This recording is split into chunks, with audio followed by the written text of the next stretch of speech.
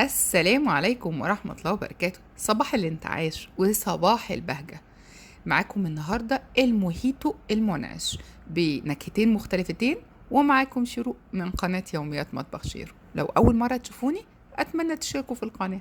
يلا نشوف هحتاج ايه. أساسي عندي نعناع وليمون، ويلا نشوف الاتنين منعشين أكتر من بعض. وأقول لكم كمان جت منين كلمة موهيتو وليه سموه الاسم الجميل دوت. يلا بينا ناخد الليمون بتاعنا مغسول كويس قوي قوي قوي واتأكد من نظافته. اشيل النهايات بتاعته لانها بتمرر العصير بتاعي. ابدأ بعد ما شلت النهايات، ابدأ بقى اقطع الليمون بتاعي شرايح رفيعة. وانا استخدمت النهاردة نوع الليمون الصغير مش الليمون الكبير، عشان ده بيبقى التيست بتاعته احلى في الموهيتو. هبدأ اقطعه حوالي كده ربع سنتي السمك بتاعه. وزي ما اتفقنا الليمون ده بيمتاز بان ليه تيست كده حلو، يعني نكهة حلوة وريحة حلوة، وكمان مليان عصير اكتر وريحته جميلة. هنبدأ بقى يا جماعة نشيل البذر بتاعنا، لان طبعا الليمون الصغنن ده بيبقى فيه بذر كتير. مهم قوي ان اتاكد، انا مش عايزه اشرب موهيتو بالبذر، اتاكد بقى ان انا شلت كل البذر بتاعي لانه صغنن وكتير. اخلص بقى كل الكميه بتاعتي على ما احكي لكم جه منين. الاسم بتاع موهيتو في الأصل اسمه موخيتو، وهو جاي من أمريكا الجنوبية. وكمان في الأصل بتاعه إن هو جاي من بلد اسمها كوبا، وكوبا ديت هافانية. هجيب بقى الكوباية بتاعتي وهبدأ أنزل فيها ب8 ورقات من النعناع. هشيل الورق بس يا جماعة، فصصه أقطفه كده، مش هياخد العروق بتاعت النعناع، والنعناع يكون فريش. ما ينفعش في الوصفة بتاعتنا النعناع الناشف.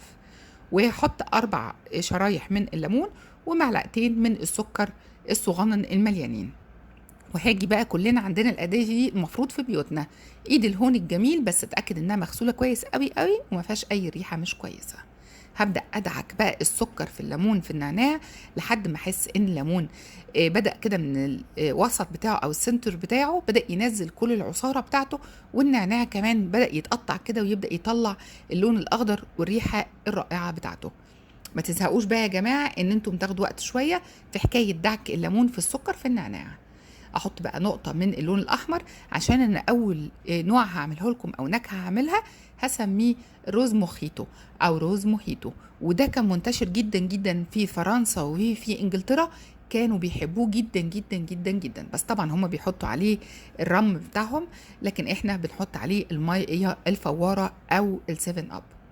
انا هنا هعمله عشان احنا مسمينه روز موخيتو، فطبعا هو هيبقى بنكهة الورد. هحط ماء زهر او ماء ورد، هو ده اللي هيديني التيست الرئيسي معايا النهارده. وازود بقى السيفن اب بتاعي او المية الفوارة، واحط مكعبات من التلج من 5 ل6 مكعبات، علشان الموهيتو لازم يبقى مشبر يا جماعة، ولازم كمان يبقى متلج.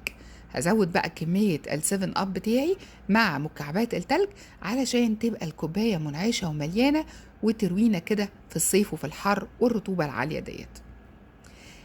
اتمنى ان انتوا تجربوا طبعا الطريقة والوصفة ديت وتستمتعوا معانا بالمعلومات البسيطة عن كل وصفة او كل مشروب بنعمله جديد. هنزود بقى السيفن اب بتاعنا لحد ما نملي الكوباية بتاعتنا. وطبعا ممكن ناخد شرايح من الليمون نزين بيها الكوباية بتاعتنا. يبقى اول نوع الروز موخيتو عملناه. يلا نشوف تاني نوع عندي، وهو الموخيتو الأصلي. هيعتمد على النعناع والليمون، وأنا هنا مش هحط سكر خالص. الناس بقى اللي عاملة دايت تجمع معايا عشان تاخد موخيتو أصلي. موخيتو الأصلي هو نعناع وليمون، وطبعا الرم بتاعهم بس احنا مش هنستخدمه، وهنستخدم البديل بتاعنا السيفن اب، وهم بيستخدموا مية فورة مع الرم والنعناع والليمون. انا هنا هستخدم النعناع وشرايح الليمون بنفس الطريقة في الكوباية الأولانية. 8 ورقات من النعناع بالعدد متوسطين الحجم، وهحط 4 شرايح من الليمون. وهجيب بقى ايد الهون الجميلة اللطيفة بتاعتنا، وهنا هدعك الليمون في النعناع بس لحد ما ابدأ اوصل ان انا بعصر كده الليمون يطلع كل العصارة بتاعة الليمون والنعناع. مهمة قوي قوي قوي الخطوة دي، ان ادعك حلو قوي قوي لحد ما اطلع كل العصير بتاع الليمون، والنعناع كمان يبدأ يتفرفت مني علشان اطلع الجوز بتاع النعناع والطعم والريحة بتاعت النعناع تبقى ظاهرة معايا. انا هنا بقى المخيطو الاصلي مش هحط عليه اي نكهات تانية، ليمون ونعناع اساسي، وهضيف عليه بس 7 اب. طبعا لو مش متوفر 7 اب، ميه فواره. هحط التلج بتاعي بقى عشان نتلجها ونشبرها، واحط كام مكعب على حسب ما احنا عايزين، من 5 ل6 مكعبات كده يا جماعه. وابدا انزل بقى، انا هنا استخدمت 7 الدايت، هبدا انزل بال7 الجميل فوق التلج كده وفوق الليمون والنعناع. بجد الريحه تحفه تحفه تحفه. حبيت النهارده اوريكم بس 2 نكهتين من الموخيتو والموهيتو، علشان تستمتعوا بيهم في فصل الصيف. هعمل لكم بقية أنواع تانية لعصاير منعشة في الصيف إن شاء الله. أتمنى طبعا تجربوا الوصفة وتقولي لي أخباره معاكم إيه. ولأول مرة بتشوفوا قناتي تشتركوا في القناة فضلا وليس أمرا لو عجبتكم فيديوهاتي. وزي ما بقول كل مرة، استمتعوا.